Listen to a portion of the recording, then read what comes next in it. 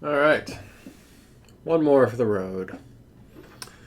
So we're going to wrap up our very, very brief discussion of thermodynamics, which again I'm using more as just a way to demonstrate how a lot of the stuff that we did in this course can be applied not only on the largest scales, like when we did gravity, but also on the microscopic scales as well. So that gets us into the idea of the kinetic theory of gases. And then I will reflect a little bit on the course. All right, so the idea here, before, or last time rather, we left off defining temperature and defining scales that you can use to measure and quantify temperature. The most important of the scales was the Kelvin scale, and then there's also the Celsius scale and the Fahrenheit scale. The Kelvin scale is the more fundamental one because that is the one that's rooted in physics. It is based on the value of zero Kelvin has physical meaning, where the others are chosen to be a certain value in that case to match particular properties of water. But they could have chosen anything, not just water. But the Kelvin scale has actual physics built into what that temperature scale represents.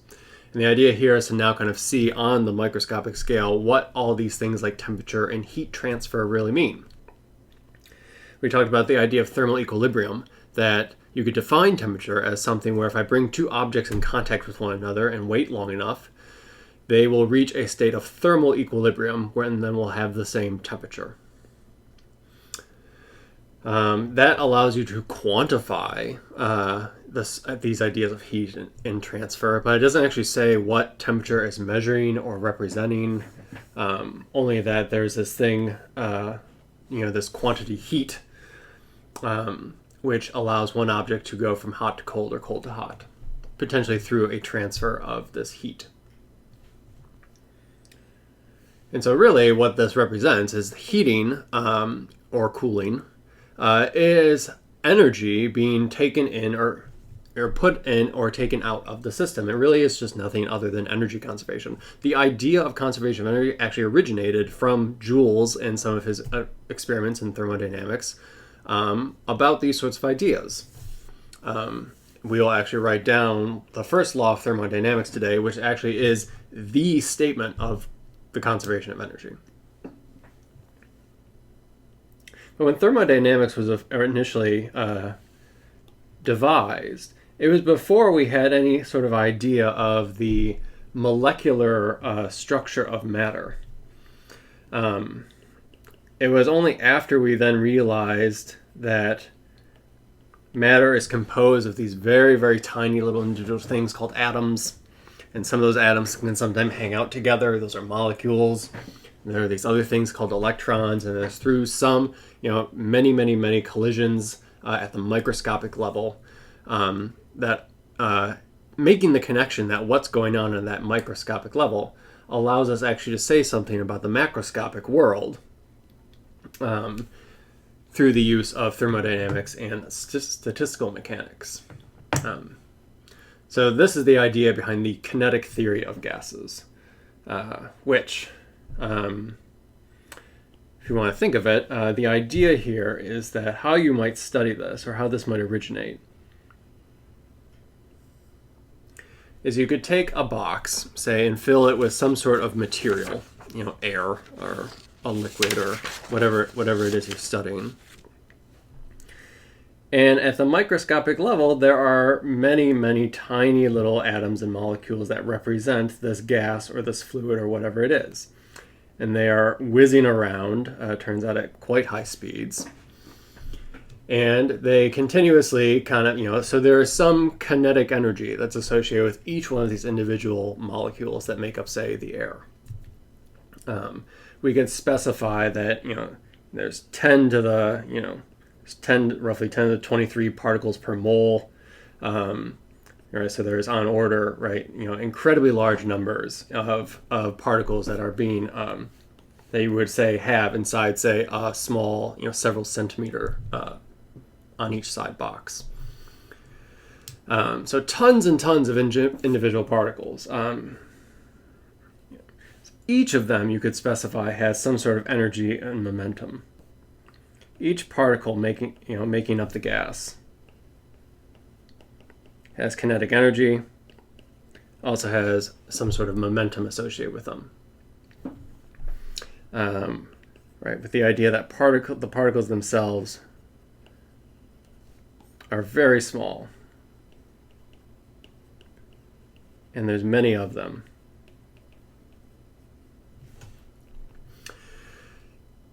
And with that, we could write down Newton's second law for each one of these particles and solve F equals ma and get the actual motions of each individual particle.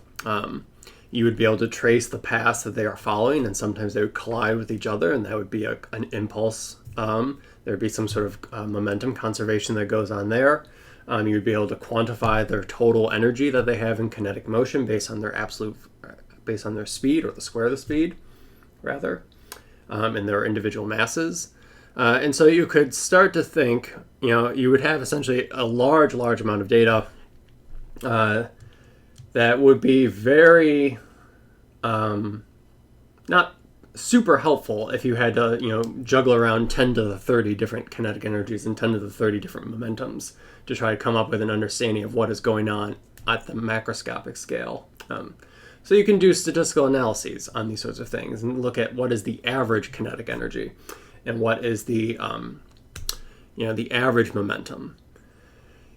On average, there are many particles, say, hitting the side, one wall of the chamber. There are many particles that are just continuously bouncing off the wall.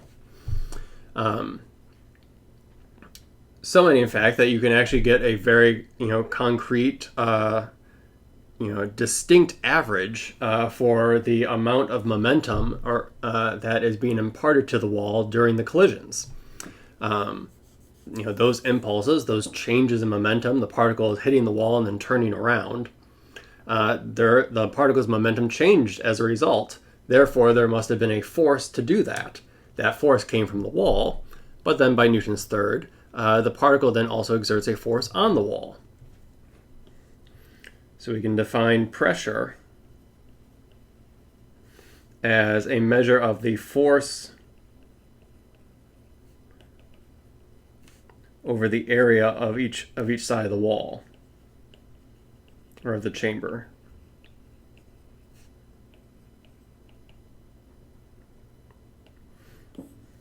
The pressure itself, is defined as kind of force per area.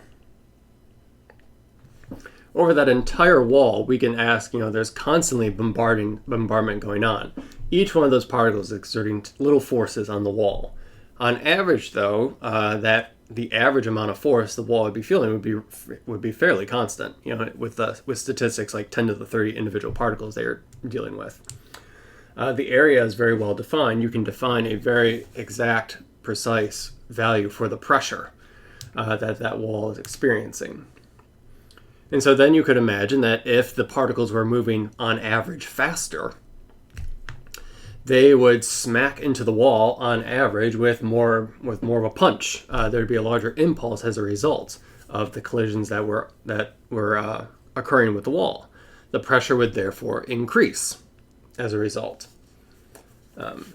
These are examples of how we're connecting what's going on at the microscopic level to what is going on at the macroscopic level. And you can do this essentially as a simulation sort of thing, right? The idea of the kinetic theory of gases is that gas is being represented, by a slew, enormous amounts more than what I'm showing here, of individual particles that are bouncing around. There's lots and lots of collisions. Each of them are essentially moving in a completely random direction, and they're frequently colliding with each other and with the walls. And for some of them, I'm actually tracing out the path that the three of these particles are following. Even though you can see there's, all these particles essentially have very large velocities, it would take very little time for any one particle to get across the box if there was nothing in its way. But as a result, what actually happens is, because of these frequent collisions, their directionality is essentially always being completely randomized, every microsecond or so. And so there is some randomness, some statistical noise in terms of where each individual particle is going. This is also known as a random walk. And this is key, because if you allow things to, if you can quantify things as being essentially random processes, then statistics, all the machinery of statistics is at your disposal. And you can say actually something actually quite concrete, even though everything is individually essentially moving in a completely random direction with a seemingly random velocity or speed.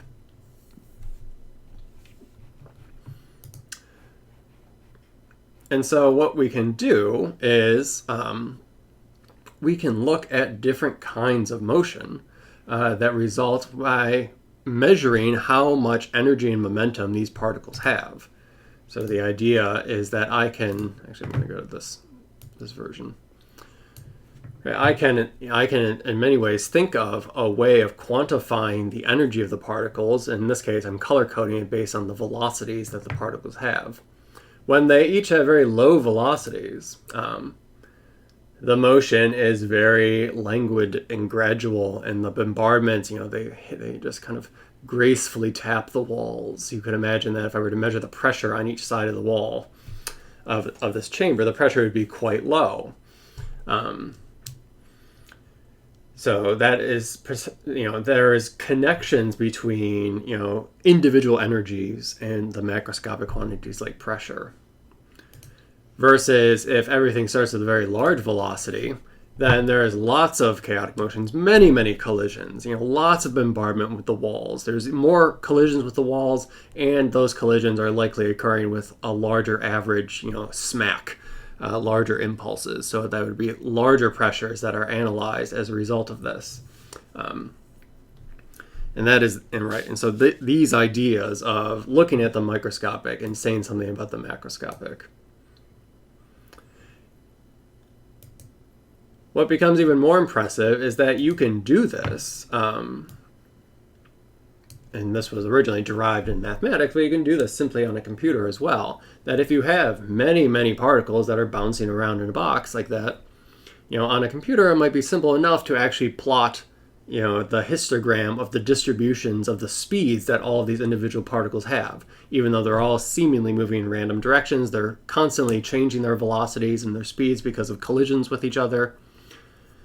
But you can notice that even in this case, where there's essentially just everything is being dominated by randomness, really the only the only parameter here is the fact that I've given them all some initial average speed. They don't keep that speed, of course, because there's so many collisions going on. Sometimes particles are moving fast, sometimes they're moving slow.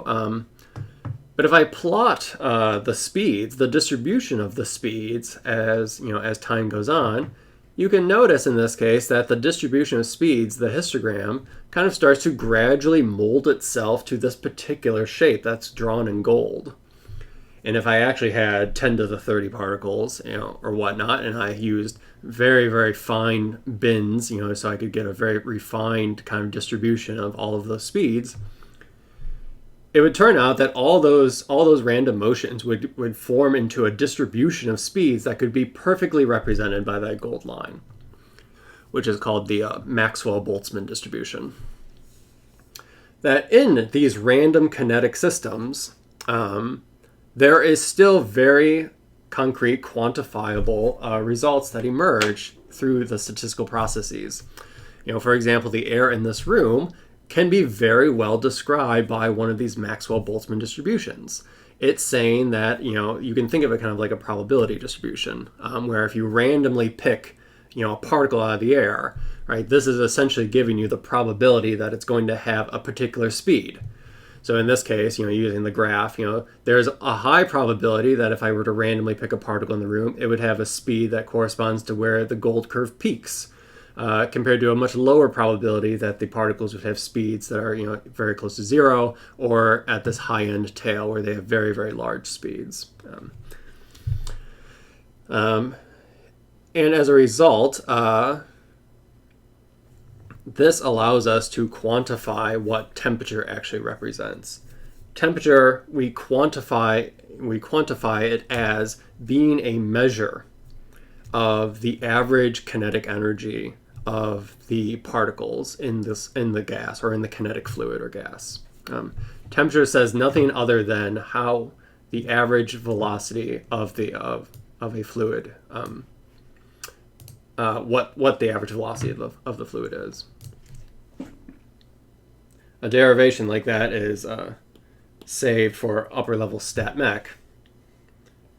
But essentially, when you have a distribution that looks like the Maxwell-Boltzmann distribution, for velocities, and then you can think of this as the number of particles that have a given velocity.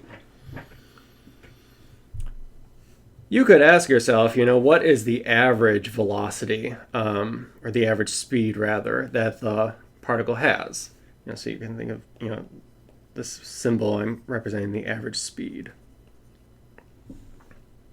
Each individual particle, of course, has its own unique speed, and it could be very large, it could be very small, it's constantly changing. On average, though, given the Maxwell-Boltzmann distribution, you can actually derive that there is an average velocity that the particle has. So this velocity ends up being written as something like the square root of 3 kT over m, where T is the temperature,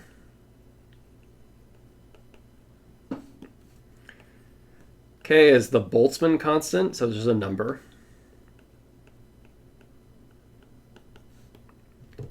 its exact value is something like 1.38 times 10 to the minus, I forget an MKS, 23, I believe, joules per Kelvin. And then m is the particle mass, or you can think of it in the case of like the air where there's both nitrogen and oxygen, diatomic nitrogen and oxygen. You can think of this as the average mass per particle in the gas. This is how we can actually quantify temperature in terms of physics, in terms of the physical reality. That temperature is measuring, in a sense, if you notice, if I have a fluid where I've already established the composition of the fluid, so I know m, I know 3, k is a constant. The temperature is saying nothing other than what is the on average, what is the average speed of a fluid, or in this case, a gas. So for example, or the average speed for air, if I plugged in something like diatomic nitrogen or oxygen for the mass, and I use a temperature that's about 300-ish Kelvin, which is about a little hot but kind of close to room temperature, this ends up being something like 350 meters per second, which is incredibly fast. You might think, again, that kind of ties back to, each individual particle is moving ridiculously fast, but ultimately it doesn't get anywhere in the long run because there are just so many collisions going on. Many, many more than what I'm actually demonstrating here with this little code I wrote. And as a result, again, this is an average value for the mass. There are some particles that are moving slower, some that are moving even faster. But this is saying something about, temperature is merely just saying something about the average kinetic energy that individual fluid molecules have. It also allows you to derive mathematically relationships between these bulk properties that make up this gas. I would like to say something about temperature and how does it relate to pressure. For example, if I were to, the air in this room is constantly bombarding my face. I'm feeling a pressure as a result. Turns out it ends up being in force balance because there's also air inside my mouth that is also bombarding the inside of my cheek. And so you have two forces that are kind of balancing each other out.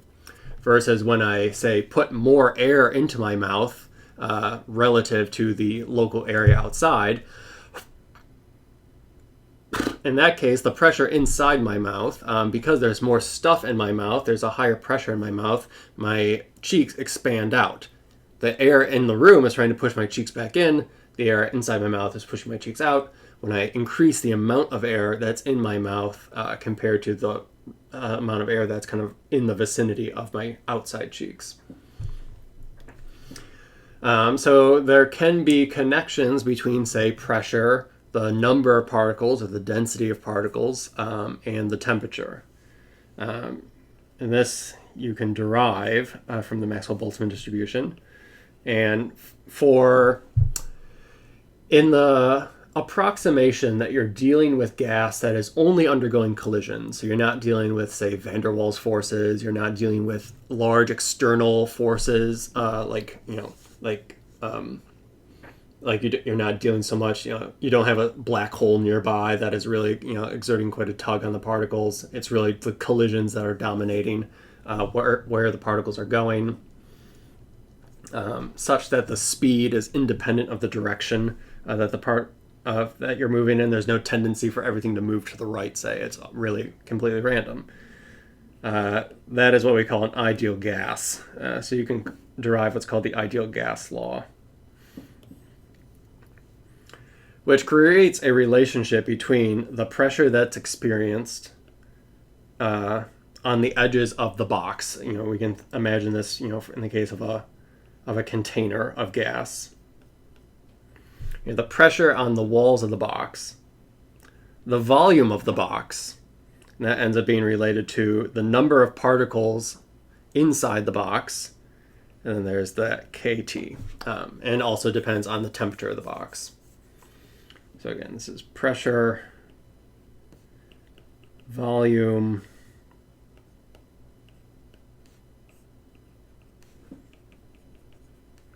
number of particles. K is just a constant, and then you also have the temperature, which just pops out of the math, this relationship between all of these quantities, which has been shown experimentally. In intro chem class, you kind of go through the arguments where you can see how each of these variables relate to one of the others, and then you kind of, I remember in freshman chem, then they kind of just like snap their fingers and like, well, this equation satisfies all these relationships we just figured out. Its origin really can be mathematically derived from this idea of statistical mechanics. Sometimes you'll see this written in different ways. Sometimes you'll see this written as, so particularly in chemistry and biology, we don't quantify, usually we don't talk about number of particles, but we talk about the moles of particles, where the number of moles of a given particle is the total number of particles divided by Avogadro's number, which is 6.022 times 10 to the 23 particles per mole. And then you can write that in terms of the number of moles of a given substance that exists. If you wanted to write the ideal gas law in terms of number of moles, I could use this and replace big N with number of moles times Avogadro's number times KT. But then all this says is PV equals number of moles, this new constant, Avogadro's number times K times T. And this is sometimes written as R, or is called the gas constant, which has a value of, it's actually quite simple compared to, all the 10 to the 23s and whatnot cancel out. 8.314 joules per Kelvin per mole. That's kind of the chem version of the ideal gas law. The physics version, or the one that I'm most familiar with, is instead of, I stick with number of particles, but instead I rearrange it, so I write P is number of particles over the volume times KT. And number over a volume is a density, a volume density. So then I typically see this written as P equals the number density times KT, where this is the volume number density.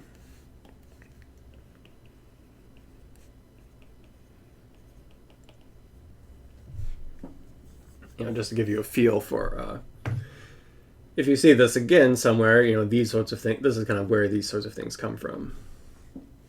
To give you a feel for the numbers, right? The number density of air is something like 2 times about like 10 to the 25 particles per meter cubed. So I make a cube that's a meter on each side. It'd be something like 2 times 10 to the 25 air molecules inside. Each of them moving on average at about 350 meters per second. Constantly bombarding each other because they don't go very far before there's a collision. You can estimate this, the average distance between collisions.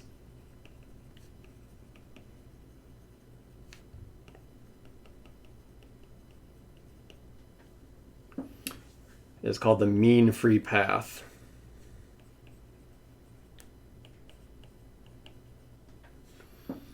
And while I prefer to always kind of do things order of magnitude estimates, so I'm ignoring factors of pi and yada, I usually approximate the mean free path, which is typically written with lambda, at least in my circles, as 1 over the cube root of the number density.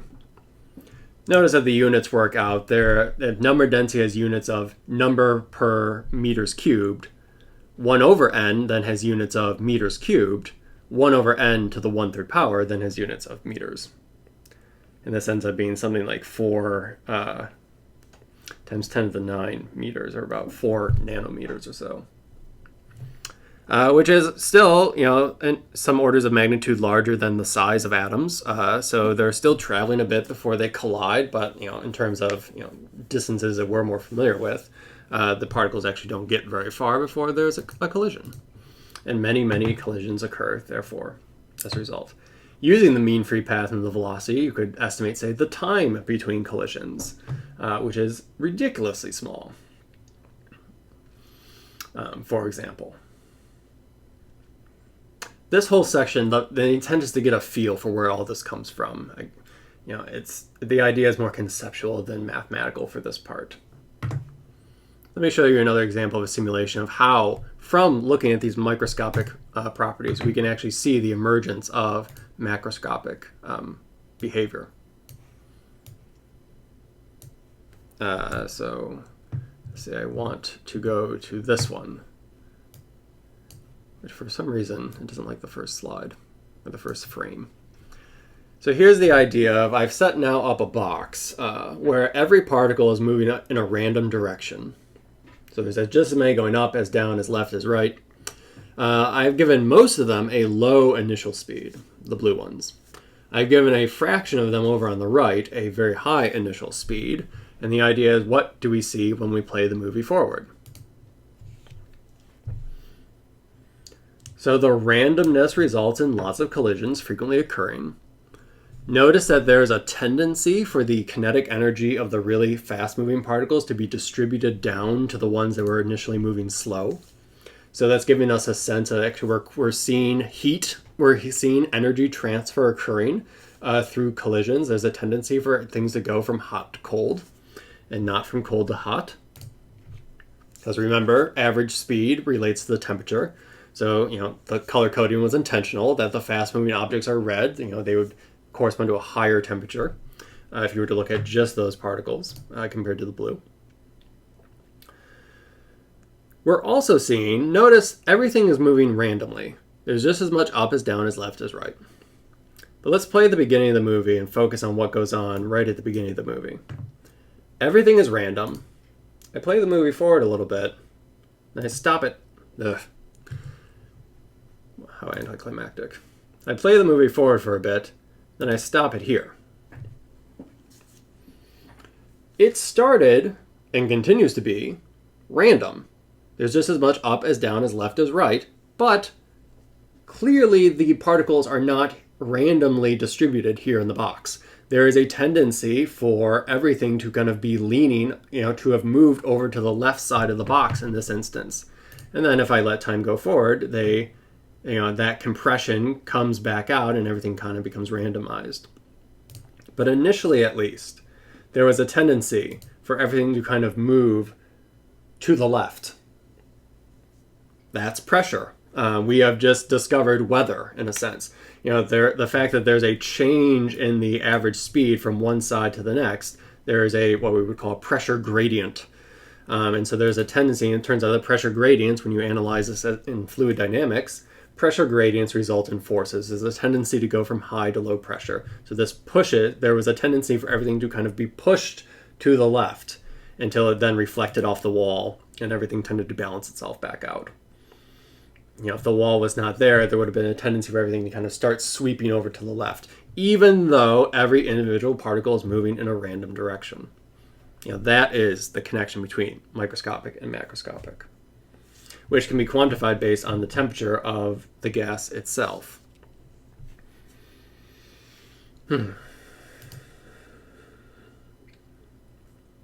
So this was the breakthrough, because then it allowed scientists to then make the connection between everything that they had been studying in thermodynamics and realize that it could be understood very clearly in terms of these macroscopic properties. They had a sense of where all of these quantities were originating from, which then allowed them to connect kind of physically what is going on at the macroscopic level. So the thing I want to end on with temperature, with regard to things that you could actually solve problems with, is, the simplest example of this that really, again, demonstrates that it's nothing more than just conservation of energy, is the idea of quantifying how much energy it takes to heat something up, cool something down, or in the case of chemistry, change the state of something. Energy is needed to turn water into vapor or to turn water into ice. There has to be some exchange of energy as a result. A refrigerator, the role of a refrigerator is to take energy out of the objects inside the refrigerator.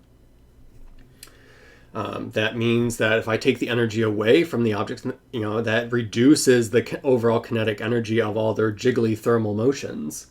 As a result, their temperature decreases as a result. So heat, right, we can think now is just nothing more than energy transfer between objects in a system, or between objects, or between systems.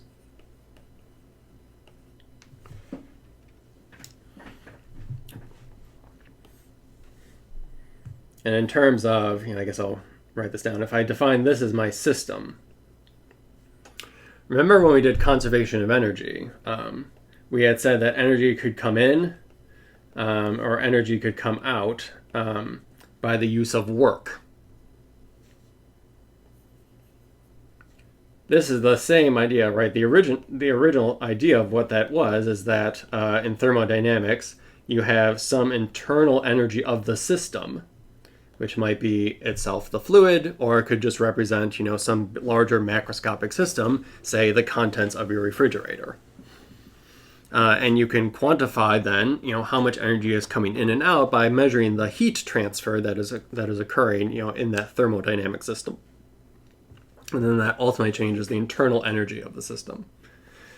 That is, in essence, the first law of thermodynamics, which really is just a restatement of the conservation of energy. There's nothing really fancier or new based on that. I could even write it down and give it a highlight. The first law of thermodynamics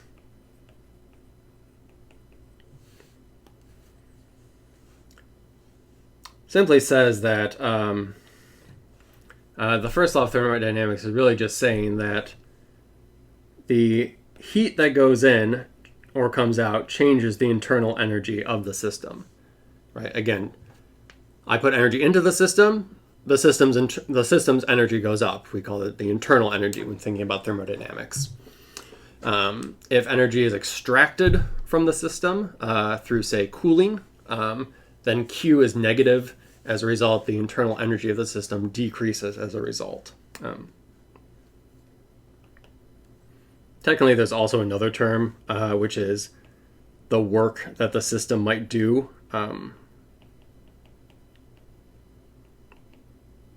Which we won't really need to worry about, but I'll put it there for completeness. The idea there is if you have, say, a piston and you have air inside the piston, you might call your system the air itself. And it has some temperature, it has some amount of internal energy, some average kinetic speed, yada.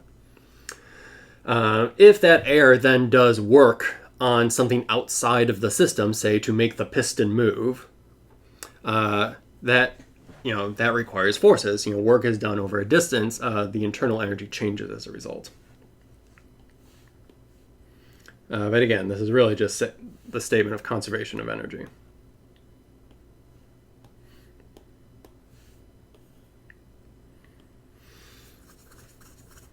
So for simple systems, so suppose I have,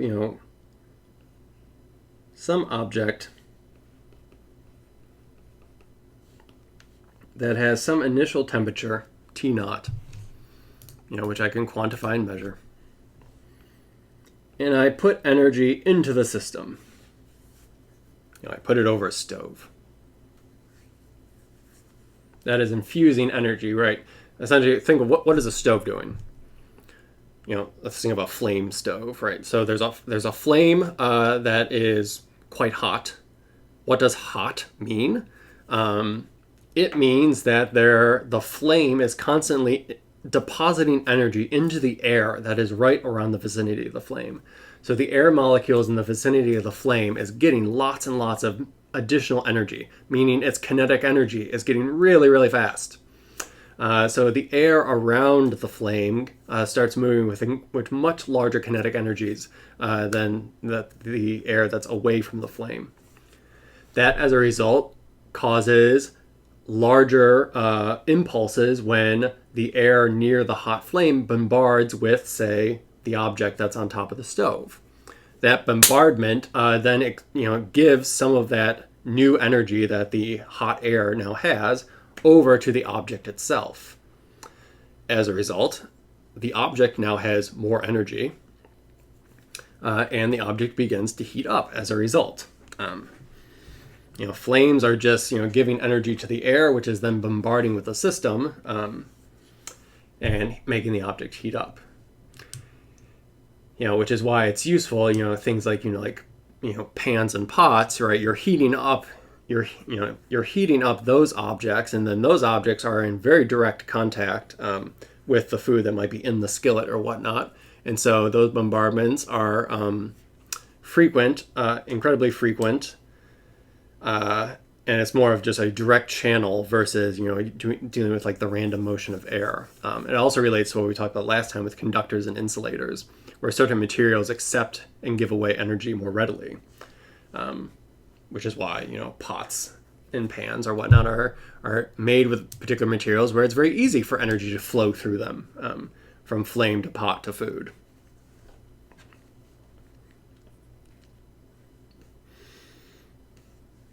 So to keep things simple, I have some object that has some temperature T, and I'm putting heat energy into the system, maybe heating it up, over a flame or something like that. And the question is that I would like to quantify what is the final temperature that the object has at the end of the day, after I give it a certain amount of energy.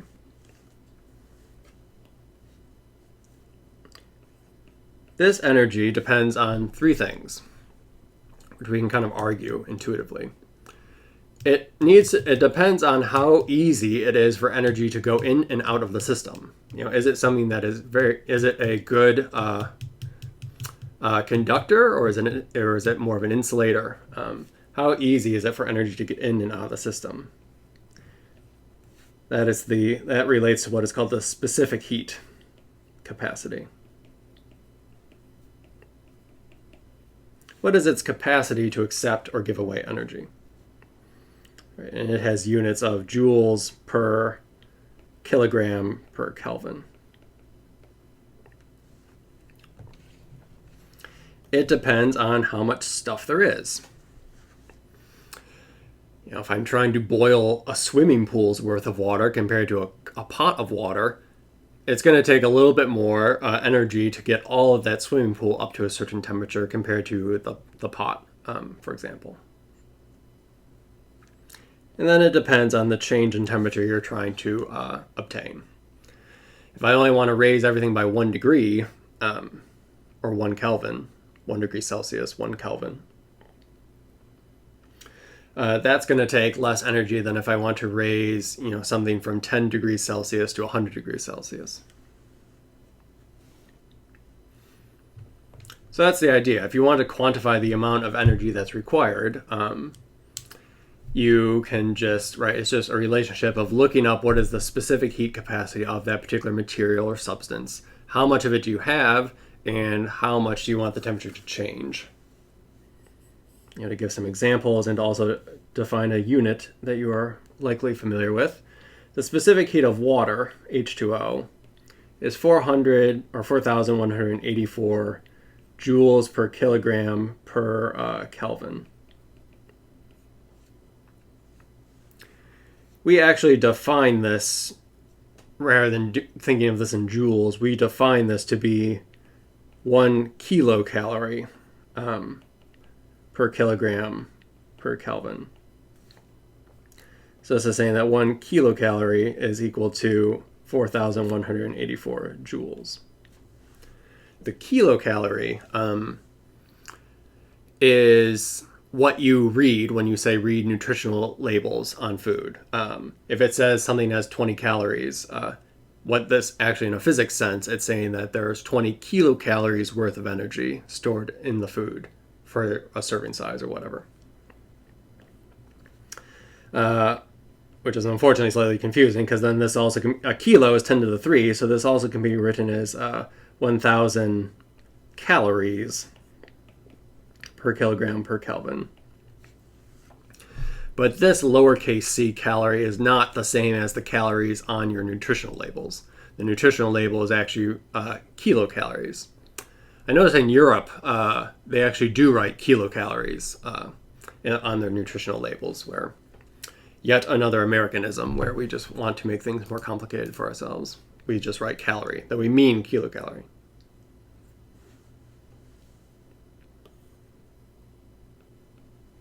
So for example, if we want to say raise the temperature of a glass of water, and we'll say that this is a cup of water, it's about 0.24 kilograms worth of water, from 20 degrees Celsius to 50 degrees Celsius. How much energy is necessary in order to accomplish this? First off, we must always remember that we need to work in kelvins, not Celsius. So it turns out here we could actually stick with Celsius. So again, the relationship for our purposes is just adding 273 to go from Celsius to Kelvin. You could compute what these are in Kelvin. Why it doesn't actually matter in this case is because what you need in this formula is the change in temperature. What is the final minus initial temperature? Which in this case is 30 degrees Celsius, which is also 30 Kelvin. Changes between Celsius and Kelvin are exactly the same. So if you're looking at the change in temperature, you could use Kelvin or Celsius. Not Fahrenheit, because that 9/5 ruins that clean relationship with Fahrenheit. So in this case, I would say Q then is the specific heat of water times the 0.24 kilograms times 30 Kelvin.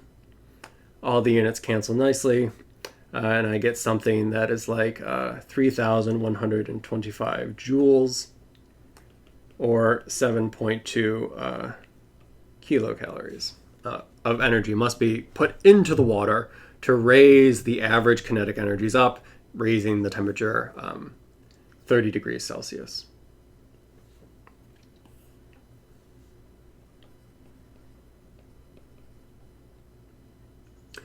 If I want to then reduce the water from 50 degrees Celsius down to, say, 5 degrees Celsius, same formula, but now my delta T is negative. My delta T in this case is negative 45 Kelvin, or negative 45 degrees Celsius. And then this ends up being 45,187 joules, or about negative 10.8 kilocalories.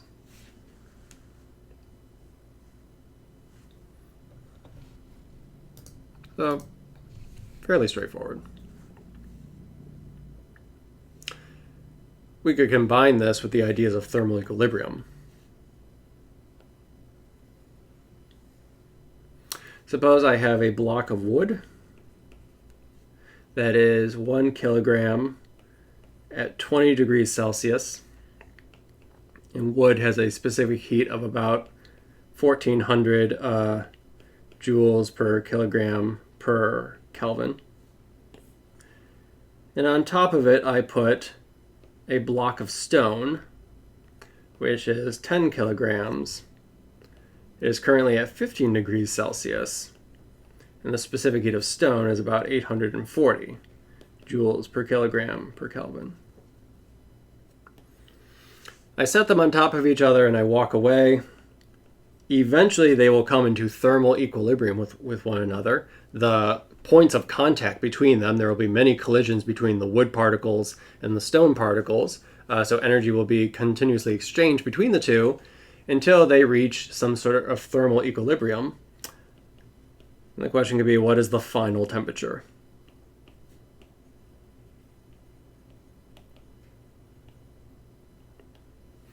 After I wait a sufficient amount of time.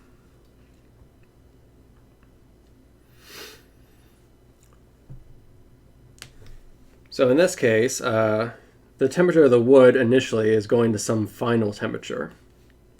And the temperature of the stone initially is going to change to the same final temperature. And that's key. The idea that they're both going to end up at the same temperature is important.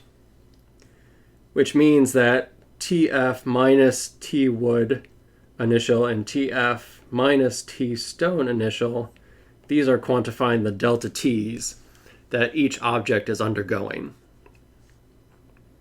They're different, presumably, depending on what this final temperature is. So how does temperature change? Temperature is changing. Temperature measures internal energy. The internal energy is changing because of heat, the transfer of energy between the two objects. By the idea of conservation, you might think, since the wood is hotter than the stone, you might think that energy is going to go from hot to cold. The wood is going to give some of its energy to the stone to heat up the stone, and then as a result, the wood is going to cool down. But again, conservation, as long as I keep track of all the energy in the accounting, knowing that energy is always conserved, I can quantify, the wood is giving up. The energy that the wood gives up is, the specific heat of the wood, the mass of the wood, the delta T for the wood. Then as a result, the stone is getting energy. And it is getting energy that is going to be the specific heat of the stone, the mass of the stone, times delta T of the stone. And by energy conservation, whatever the wood loses must be gained by the stone. Sorry, there must be a minus sign here, right? If one loses, the other must receive. Or you can think of this as another way of, by energy conservation, whatever changes for the wood plus whatever changes for the stone, that better add up to zero. There better be no net change during the heat transfer. Or you can write that as Q wood must be negative Q stone. But then this is then just a question of algebra. We've written down, or we know what each of these quantities are. In this case, we know the specific heats, we know the masses, we know the initial temperatures of both. This is one equation with one unknown, the final temperature, that you can algebraically solve for. So when I do that, I get that T final is about 15.7 Kelvin. I'm sorry, 15.7 degrees Celsius, or 288.7 Kelvin.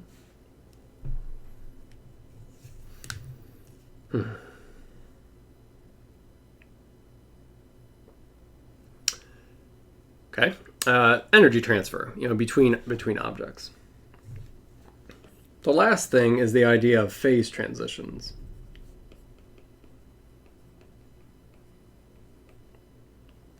What happens when you have a cup of water? You dump some energy in, eventually it will be an empty cup with a lot of steam coming out. In this case, the water is changing phase. It's going from, in this case, a liquid to a gas. Or in an opposite sense, you can think of, there could be cases where I have a container of liquid.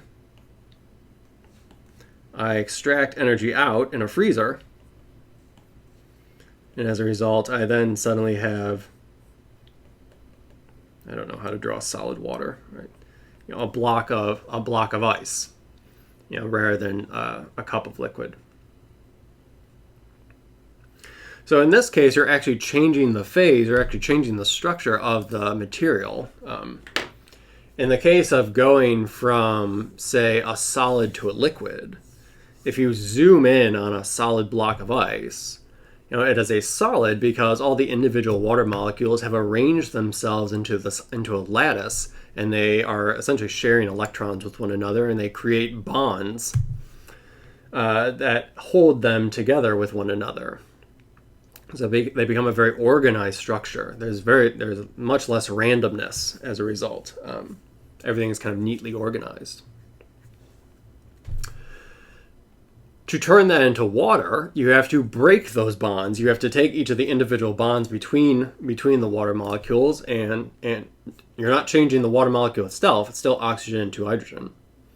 But what connects this water molecule to this water molecule, you're taking that bond and snapping it.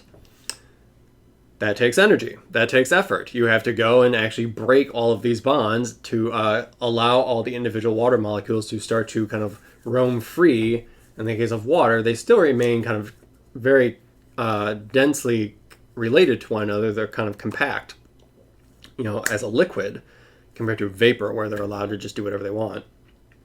But now they're all moving essentially randomly. They're all kind of flowing over one another. Again, you get back to the idea that there's frequent collisions, and everything is moving in random directions.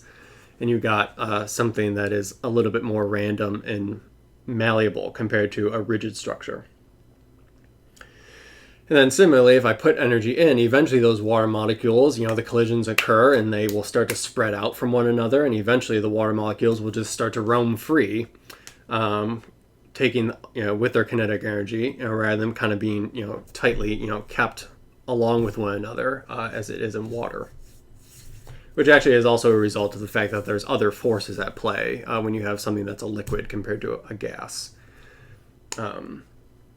So liquids are not ideal gases in the sense compared to an actual, vapor. Speaking of water. So again, that requires energy to be put into the system in order to change the state or the phase of the system. So we quantify the energy that's required for a phase change, as it depends on the amount of stuff you want to change phase. And then it's multiplied by another constant, which is called the latent heat. I think sometimes I call it the latent heat of transformation. The idea of a phase change is you're changing the state, but not the temperature.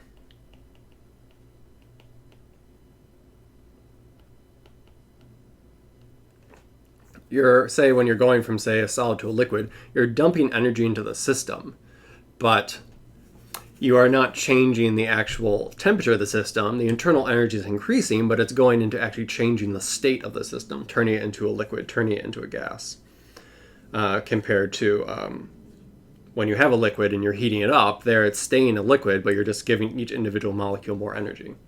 Changing the state might be you're dumping energy in, and that energy is then being used to break all the bonds that keeps, ice as a solid structure, say.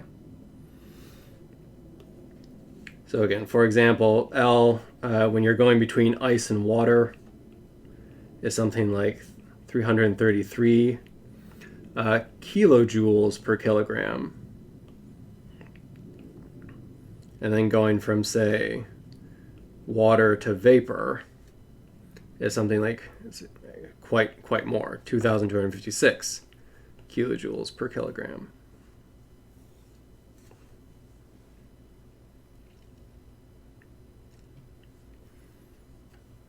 How are we in time? Good. All right, so the idea is if you say, like, if the problem is you have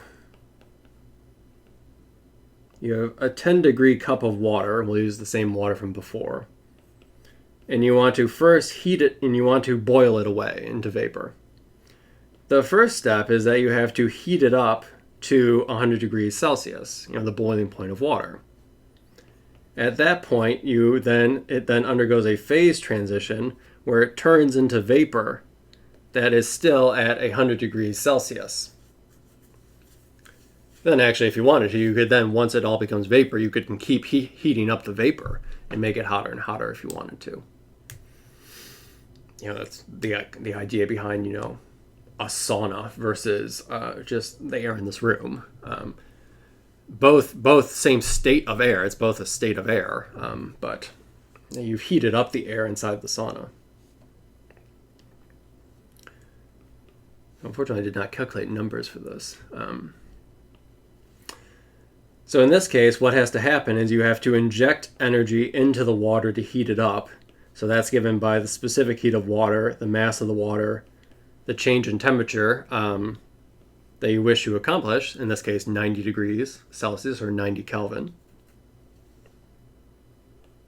Once it reaches 100 degrees Celsius, 373 Kelvin, you then have to keep putting energy into the water. But in this case, you would use the latent heat of water times the mass of the water that you wish to evaporate.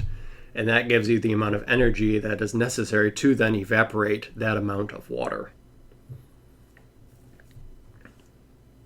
Oh, I think I did actually calculate numbers. So it looks like using the numbers we had before, this ends up being something like 21.6 kilocalories. And I think this ends up being something like, this is the one, I'm not sure if this is correct. I think something like 130 kilocalories to evaporate. If we could double check that real quick, I could actually just do the calculation super fast. I searched Desmo instead of going to Desmo. All right, so what did I say? 0.24 kilograms. The latent heat of water to vapor is 256 times 10 to the 3 joules. And then we said that there was 4,184 joules per kilocalorie. Oh yeah, so about 130 kilocalories.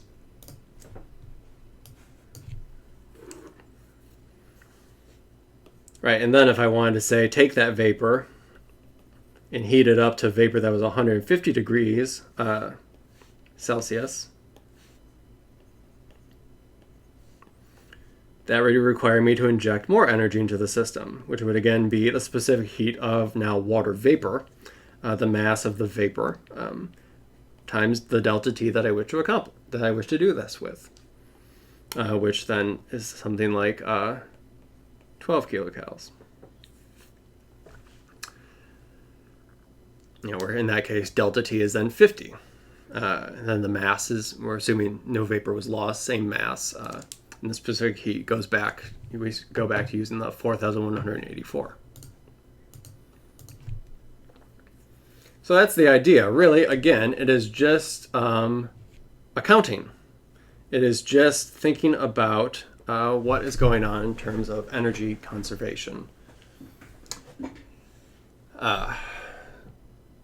which is really just a statement. This ultimately was just an application of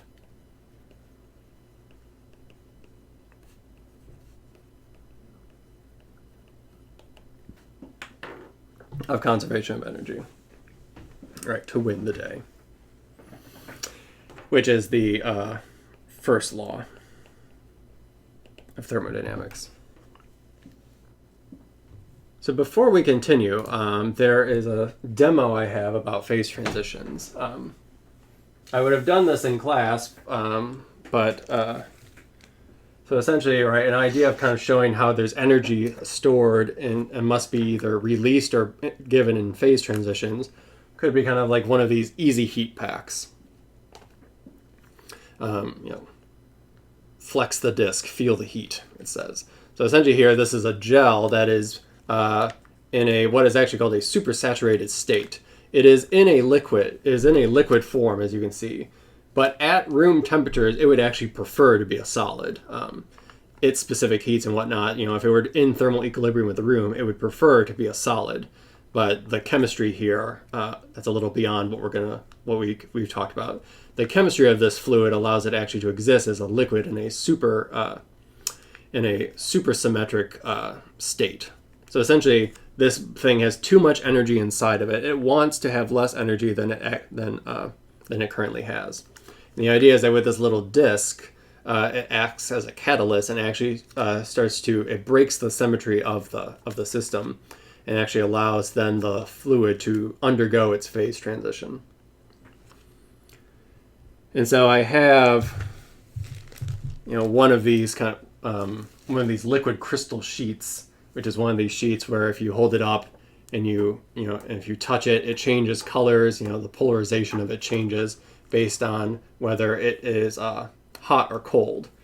So since we can't do this in person, and I can't show you that when this undergoes a phase transition, that it actually is hotter, I'm going to use this as my demonstrator. So by looking at how it will change colors, will hopefully convince you that it's indeed undergoing a phase transition. Or that heat is being released as it undergoes a phase transition. All right, so the idea is that I have my other camera, which is going to just record this thing here. This is just going to lay it down on that camera. And now I'm going to instigate the phase transition. So I'll try to do this on camera. So I'm holding the disk, and I'm going to pluck it. And notice what's happening.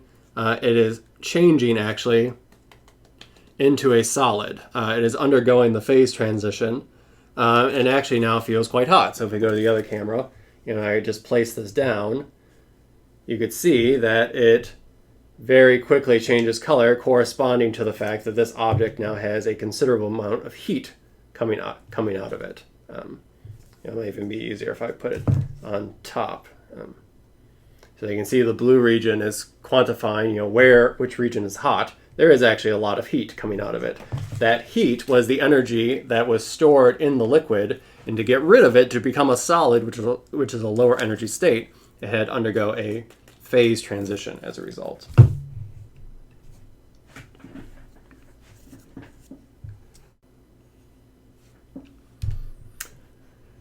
So that formally ends the content of the course.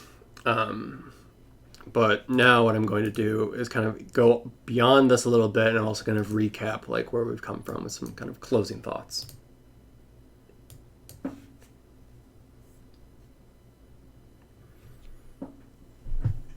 The first law of thermodynamics is pretty fundamental. It is, again, essentially a statement of conservation of energy. The conservation laws have been something that we have really thought about a lot in this course, and I hopefully have conveyed their significance and their importance of how they really allow us to understand the universe. Just by identifying that there are these quantities that ultimately do not change, as long as you're clever about how you set up your system or what you call your system, you can tap into, right? The idea of conservation is that there are reservoirs of these things called energy, momentum, angular momentum, that you can then, tap into and use. Which is actually, the fact that that exists is kind of profound, because you could imagine that it kind of shows how the structure of the universe and kind of how we fit into like the grand scheme of how the universe operates. If you think of the universe as your system, to the best of our knowledge, the universe is a closed system. I don't think, unless we believe in, right, we don't know enough about the ideas of the multiverse as to whether other universes are doing work on our universe. So we can think of the universe as a closed system, which means there are no external forces or torques. So in that sense, and there's nothing that can do work to take energy out of the system. There can be work inside the system, but that just exchanges energy between things inside the system, in this case the universe. So in that case, that's saying that there is a reservoir of energy, momentum, and angular momentum that exists in the entire universe. The entire universe has some fixed amount of each of those three quantities. And every time you move, every time you speak, every time, atoms in your body jiggle around, you are tapping into some of that momentum, angular momentum, energy that the universe provides. You are kind of entwined in the kind of fabric of reality, in that the universe itself is loaning you some of this finite reservoir for you to use, which you then eventually give back, since everything is conserved within the universe. That energy and angular momentum and momentum can take different various forms as a result.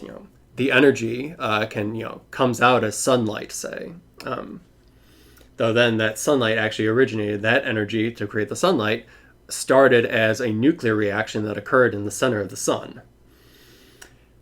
That radiation, through collisions and through photons, which are essentially particles of light, started to stream their way out of the sun, eventually left the sun as starlight, eventually makes it to our atmosphere. That light can get absorbed by the atmosphere and heat the atmosphere up, or it can shine directly on us. That energy then gets used in our biological systems. It can be used to, say, grow food, which then we consume and use as energy to survive. That allows us to have energy, which allows us to, say, move around and do things, which can result in us, like pushing boxes, creating friction, which and then some of that energy becomes, heat that I feel in my hands.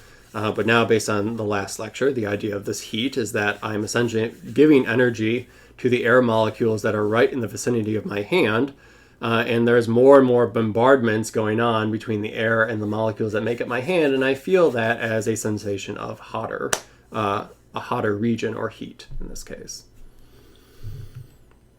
So the energy, right, all of these things are taking vastly different, interesting forms that we are essentially tapping into.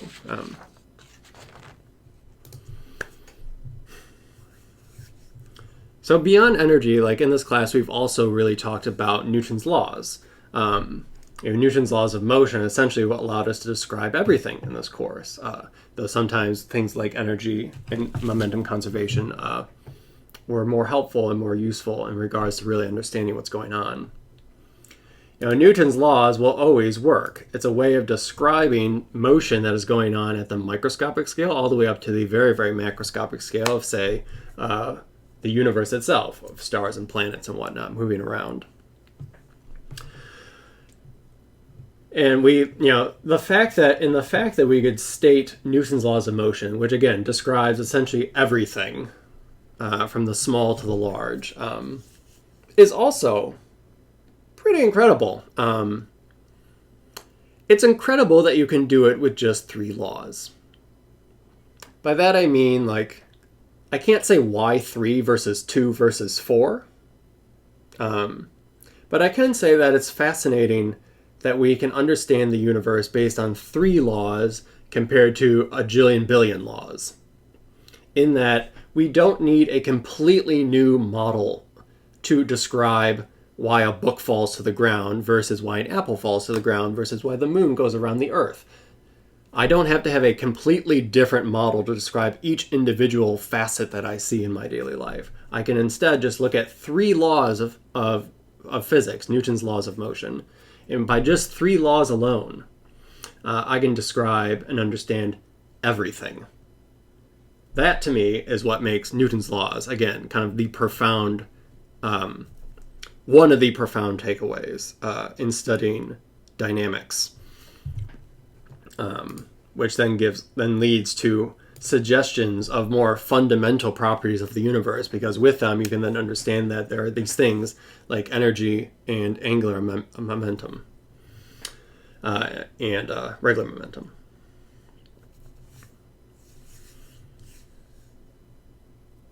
So one of the laws of thermodynamics, the first law of thermodynamics, I said was essentially it's conservation of energy, and it plays an incredibly, incredibly important role in our lives.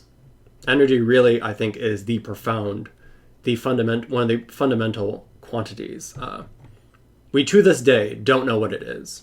I can't tell you what energy is, but I can tell you that there's this quantity that if I define it properly and call it energy, seems to always be conserved.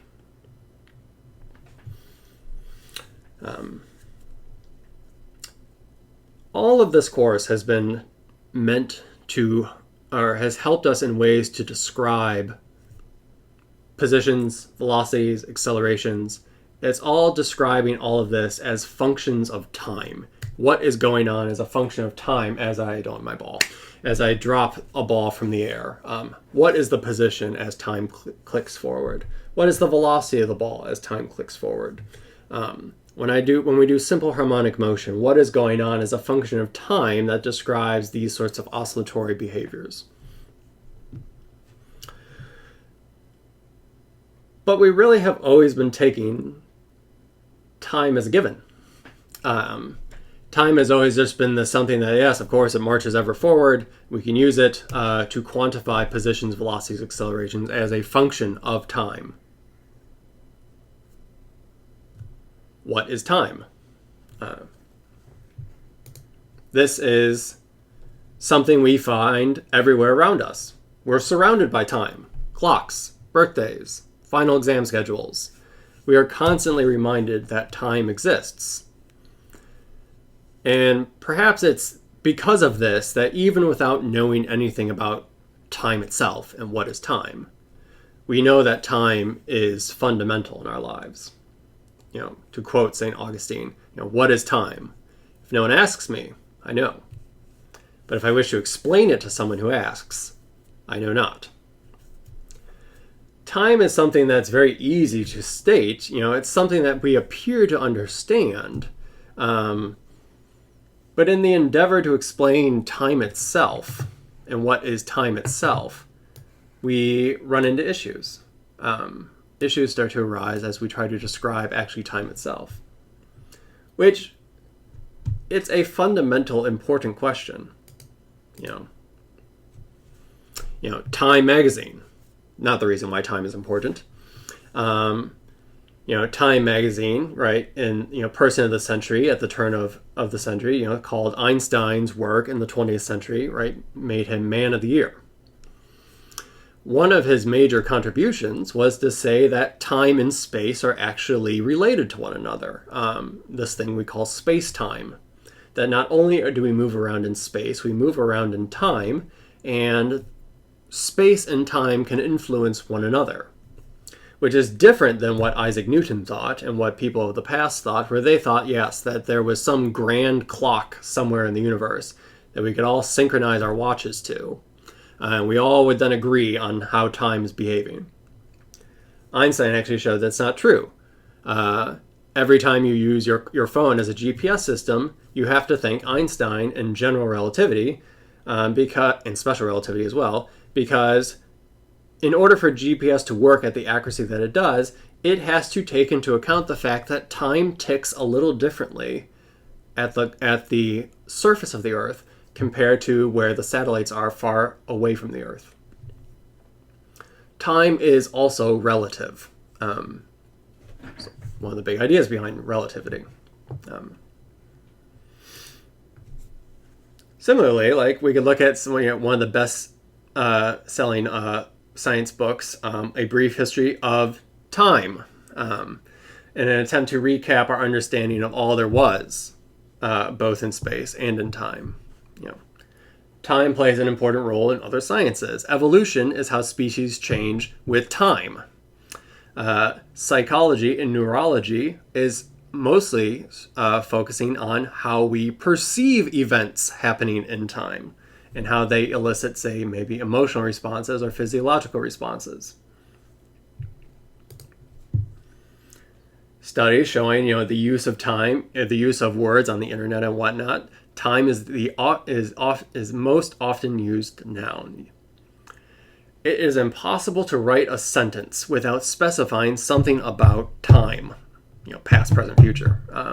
The context, the tense of your sentences specify something about time.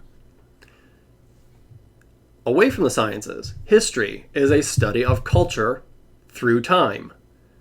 Culture is civilization in a moment of time.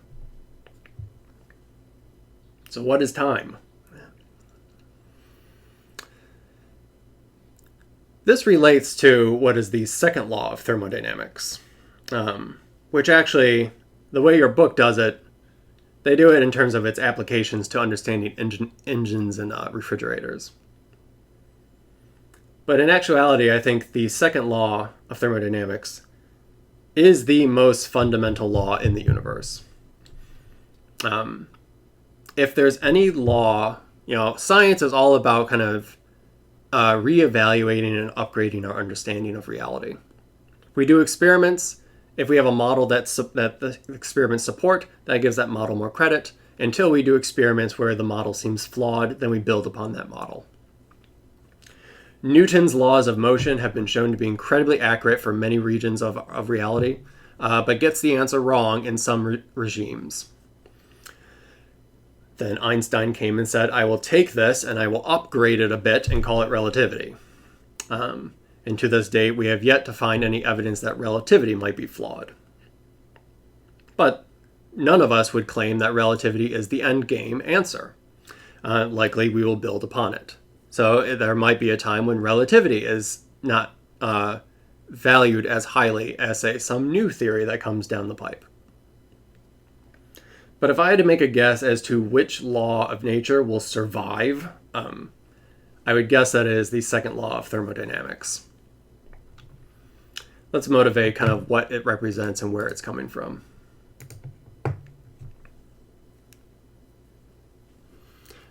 The interesting thing about physics, particularly the laws of motion and whatnot that we've been dealing with, is that the laws of physics up to the second law, so Newton's laws, Einstein's laws, does not explain the directionality of time. There is nothing different, according to the laws of physics, about dropping an egg onto the ground and it shattering, versus the shattered pieces of egg all accumulating together to turn into a solid egg and jumping back up into my hand. There's nothing in Newton's laws or in Einstein's laws that says one of them is impossible and one of them is not. Though clearly one never happens. Clearly we never see eggs reassembling themselves in the pan.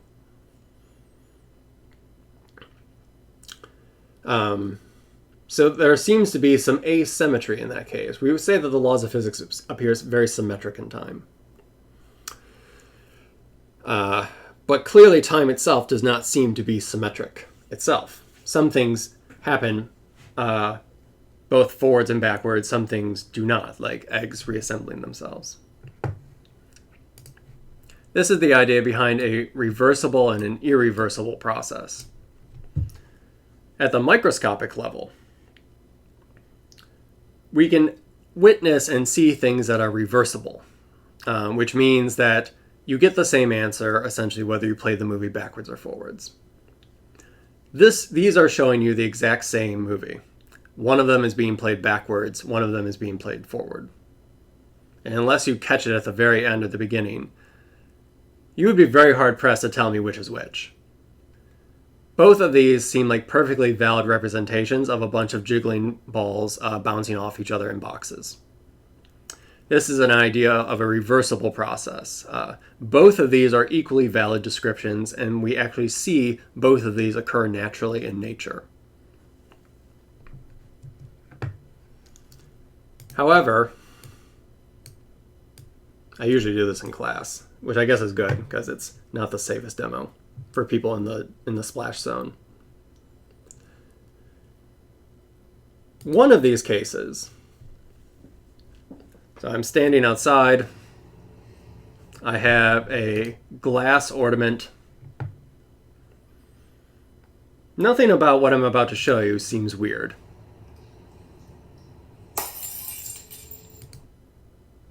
I threw it, it fell, it shattered into pieces. However, you would be very concerned if I did this. Right? That clearly never happens. One of these processes,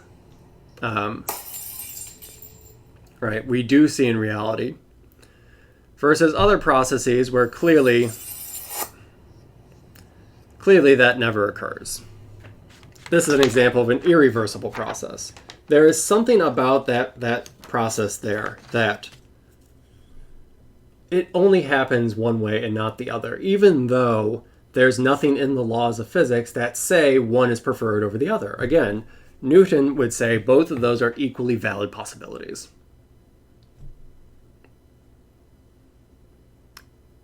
This is the idea behind the arrow of time. The arrow of time is saying that there does seem to be some directionality to time. Things happen. The movie plays forward but not backwards for irreversible processes, like cracking eggs, throwing glass ornaments at the wall in class. And this can be quantified in physics by the idea of entropy. It's a physicsy fancy word for disorder. Things tend to operate in such a way such that the universe becomes more disorderly with time. But not in reverse. The universe is tending towards a state of disorder, but it does not appear that as momentum and all these energies and momentums are exchanged with objects in the universe, there is a tendency toward more disorder than there is towards order, which we can actually quantify, and we call that entropy. It has stood every test of every experiment we have thrown at it, that the tendency for entropy, a measure of the disorder in the universe, tends to increase with time and not backwards. There is a directionality to how things tend to, on average, tend towards. That is the second law of thermodynamics. That the general disorder of the universe tends to increase with time. Decreases that might occur locally are accompanied usually by even larger increases elsewhere, which is the idea behind an irreversible process. There is only one way that things tend to operate. And if you try to operate from disorder to order, the tendency is that while you might accomplish that locally, you are doing so by increasing the entropy or the disorder of the universe elsewhere as a result. As opposed to reversible processes, which are ideas of equilibrium, where the movie backwards and forwards is symmetric in a way in that you can't distinguish one state from the other. I cannot distinguish the random ball movies. They both are, in a sense, statistically identical, where there is clearly a difference between an egg being cracked versus an egg reassembling itself. Has not been proven. It's never been disputed. no experiment has refuted the idea. It also says that randomness is preferred. Disorder is preferred. So the next time your parents say that your room is messy, you have a reason to say why that's the case. It's not your fault. It's physics. By cleaning up your room, you are actually working against the laws of nature. The laws of nature say that entropy wants to increase, disorder wants to increase, everywhere. By cleaning up your room, you are forcing the entropy of your room to decrease as a result, which is unnatural. But it turns out your own entropy is increasing. It's taking effort for you to do that. Maybe it's, you're heating up as you're doing that, for example. You're expelling energy to do that. Your own entropy is increasing as a result. So there's nothing wrong with your room being messy. It's just you're fighting against physics and losing. And you will always lose as a result of the idea of what I think is, again, probably the most fundamental idea in physics, is that we are tending towards a state of disorder versus order, where the entropy is continuously increasing. Right? It also means that there's no free lunch. You rarely can get something for nothing. That is one of the reasons why refrigerators are usually much more expensive than stoves. Sucking out energy out of a system to cool it down is not the way that the state wants to be. Everything wants to be in equilibrium. You are forcing the stuff inside the refrigerator to be at a lower temperature than it wants to be. You are decreasing, in that sense, the disorder as a result. Then, of course, that entropy decrease is accompanied by a large amount of heat usually being expelled outside of your refrigerator, behind your refrigerator, or underneath your refrigerator. Same idea with air conditioners, right? It is trying to suck entropy out of the air in your room, and it expels all that entropy, outside. Heating up is very natural, right? There's more jiggly random motions. Everything gets more randomly spread out. Everything becomes a little bit more distorted. Heating up is natural. Cooling down is very unnatural. Physically, entropy is used in a quantity to kind of quantify how useful energy is. So another way of identifying the second law of thermodynamics is saying that the energy in the universe, while fixed, is tending to move to a state of uselessness. All of the energy in the universe will eventually be stored in ways where it is not meaningfully useful energy. Right now, there's things like there's differences in the gravitational forces that objects feel. Everything is not randomly spread out, so it's not uniform. There's energy kind of in the sense of of bulk gravitational motions, for example, on the large scales. Firewood can easily be burned and kind of and turned into a thermal energy, which can be useful in the short term, but in the long term, that energy becomes useless as a result. Once you turn things into thermal energy, right, essentially you can heat things up locally, but then just kind of diffuses away, and that energy is more or less useless because now you no longer have wood to burn. And eventually all the stars will burn out and everything will essentially just become kind of a dark, cold, large, empty universe where all the energy has essentially gone into very banal, locked away, useless forms of energy, as everything just kind of essentially tends towards randomness in the universe. Luckily, that's going to happen billions upon billions upon billions upon billions of years from now. But nonetheless, that's where we're heading. This also is essentially the idea behind causality, right? The tendency for you to make something go in a state towards disorder is saying that, something causes something to change. To push something towards disorder is implying that you are, in effect, you are acting in a way that increases, everything is acting in a way that, in effect, increases the entropy of the universe. Which means it gives the fact that there is effect from a cause versus vice versa, which would be the case of reversible processes. Which, in many ways, you can quantify this to be the arrow of time. It gives reason for why there is only one direction forward in time versus in space where you can kind of go backwards and forwards, and there's really nothing that prevents you from doing either.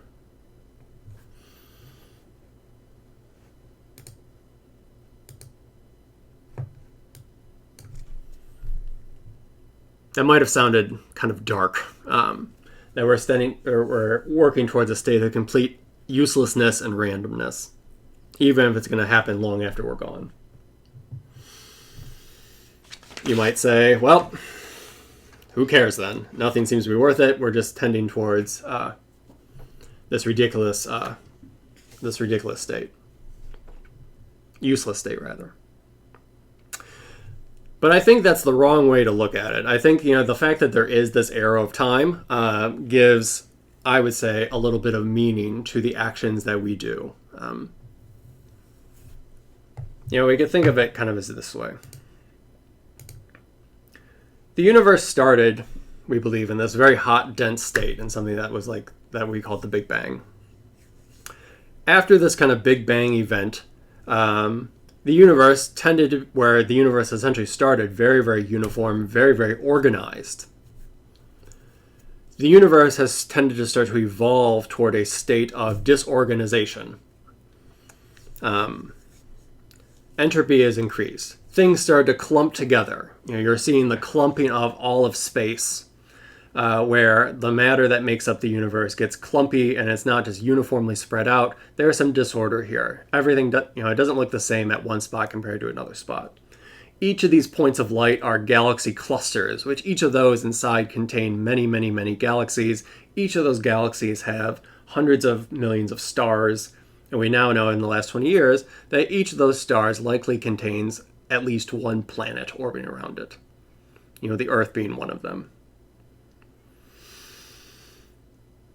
So that's interesting, right? There's meaningful structure to the universe. It's not just all completely organized. It's not all yet completely random. And on top of that are the laws of physics, Newton's laws, the conservation laws, relativity, quantum mechanics. And because of all of this, we emerge kind of in our path, down this, following this arrow of time.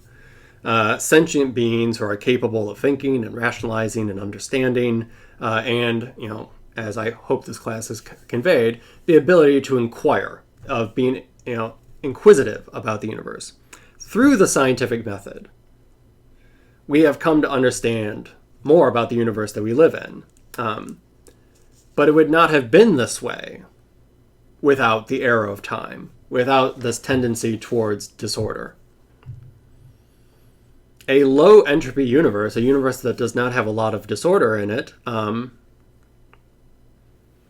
that does not tend to increase its disorder over time. Remember, so the idea that if there's no ultimate change in the disorder is equilibrium. In that case, there is no ultimate change in what goes on. If we stay in a low entropy state and never proceed towards a higher entropy state, that's a thermal equilibrium situation. Nothing changes. The universe is, in a sense, stillborn as a result. So that is one without any sort of arrow of time. Everything is just static. Another universe that could potentially lack an arrow of time is one where it's completely random. You remember just as much about the future as you remember about the past. No action would have any sort of consequence. There would be no, cause and effect would have no meaning in a way that's predictable. And as a result, you might not, you'd likely not remember anything that you ever did or ever would do as a result, because there's no way to distinguish between the two.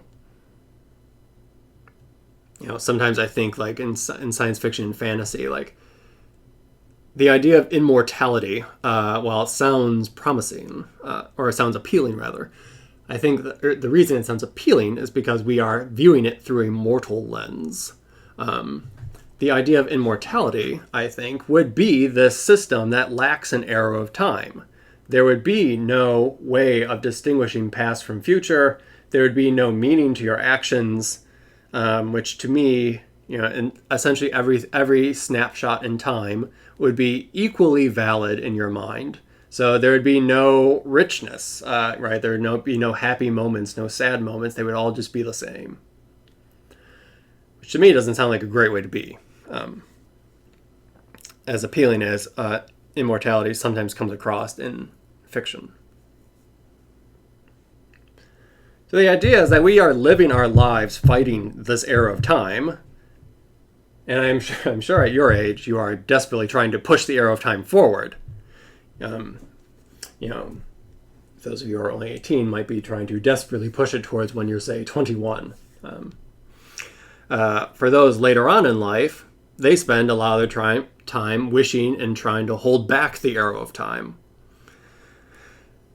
But we can't change it. The arrow of time is what it is, and the laws of physics really offer no help in what we can do. We're defenseless to its never-ending directionality. We owe everything to its never-ending directionality because, again, as I tried to argue, I feel like that's what gives meaning to the events that make up our lives. So in that regards, like, enjoy the ride, right? Rather than, focusing on, like, lingering on things that happened in the past. You can't change them. Move on. Worrying about the things that are in the future, you can prepare for the future. You should plan because you have some control over that. You're marching toward that forward state. You can do something in regards to trying to make sure that state is something pleasing and appealing to you, rather than focusing on the idea that you're just marching towards, not existing, disorder, what have you.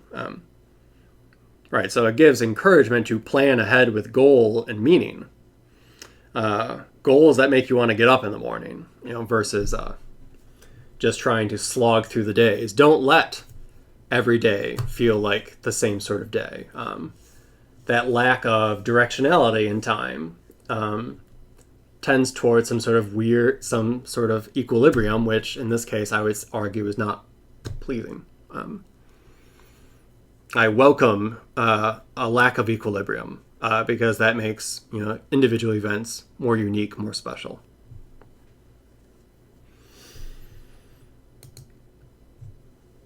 I became a physicist because I was fascinated with understanding how the universe works. I became a professor because that guaranteed someone would have to listen to me talk about how the universe works.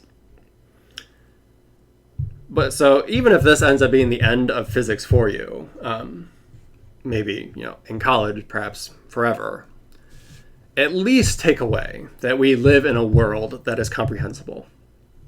Physics is about understanding the universe. It's about appreciating what's around us, and that all the things that we see in this universe has logical explanations and reasons for why it's happening. And that we still, even in that regard, even though you might feel like we are just a speck of dust within this grand scheme, that we still have some sort of control over how we live our lives and the type of people we want to be, because we can move forward in that, along the arrow of time, making decisions that hopefully are meaningful to you, to your loved ones, to those around you. If you're going through life just waiting for the next vacation or waiting for the weekend, I don't know, that doesn't seem like a way to live. Think about that as you kind of go forward, pick careers that make you actually excited to go to work. I love going to work every day, even though some days it's harder than others. But it gives me joy, to do what I'm doing, even if sometimes it's stressful or hard, or I just want to scream into a pillow. You have that option, right? Physics has given you that option with the idea of entropy and the arrow of time. Yes. And, the kind of overarching idea is that, at least I think, is that, what makes science meaningful is that when we take the time to kind of understand the universe, be it literally the universe, be it on the smaller scales, be it kind of the human behaviors, be it thinking about the history of civilization, kind of our approach and kind of what we've done through past and how that affects the future. Like by taking the time through the scientific method, through rational thinking to understand the universe, we come to better understand ourselves along the way. All right. That is a series wrap on Physics 1.